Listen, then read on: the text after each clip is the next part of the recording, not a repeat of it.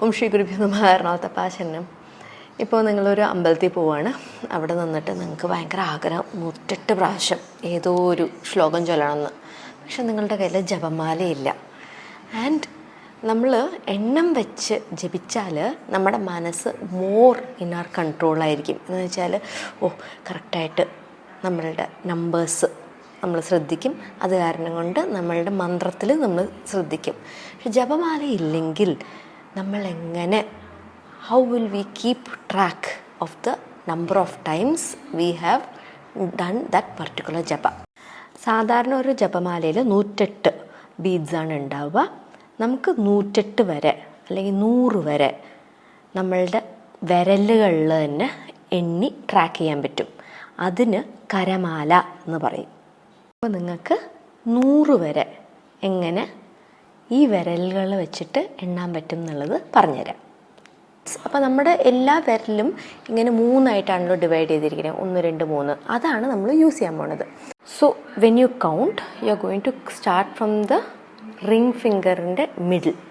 Ring ഫിംഗറുടെ താഴെ, little ഫിംഗറിൻ്റെ താഴെ, little finger middle, little finger മുകളിൽ 5 6 7 8 9 10. ഇതാണ് the way for you to count till 10 using 1 hand. ഞാൻ ഒരു പ്രാവശ്യം കൂടി കാണിച്ചു തരാം.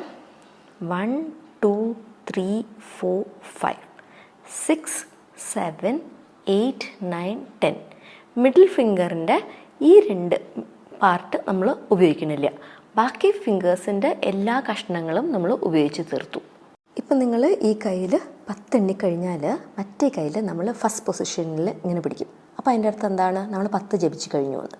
പിന്നെ ഒരു റൗണ്ട് കൂടി പോയി കഴിഞ്ഞാൽ ഇവിടെ പിടിച്ചാൽ മറ്റേ കയ്യിൽ നമുക്കറിയാം നമ്മൾ 20 ജപിച്ച് കഴിഞ്ഞു എന്ന്.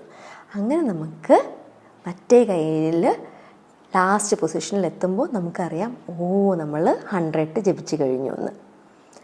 ഇനി നിങ്ങളിത് മാസ്റ്റർ ചെയ്ത് കഴിഞ്ഞു and you want to do more ജപാസ്.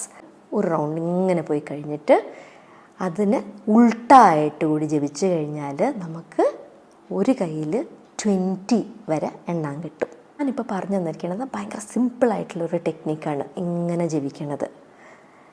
ഇതിൻ്റെ വേറെ വേർഷൻസൊക്കെ ഉണ്ട്. പക്ഷേ this is a very easy way for you to keep track. ഈ കരമാല ഉപയോഗിച്ച് നിങ്ങൾക്ക് എളുപ്പത്തിൽ ജപിക്കാൻ പറ്റും. അപ്പോൾ അടുത്ത പ്രാവശ്യം നിങ്ങളുടെ അടുത്ത് ജപമാല ഇല്ല എന്ന് പറഞ്ഞ് വിഷമിക്കേണ്ട. ഈ കരമാല ഉപയോഗിച്ച് നിങ്ങൾക്ക് എളുപ്പത്തിൽ നാമം ചൊല്ലാൻ പറ്റും കേട്ടോ. ശ്രീ ഗുരുഭ്യോ നമഃ. എറണാകുളത്തെ പാശരണം.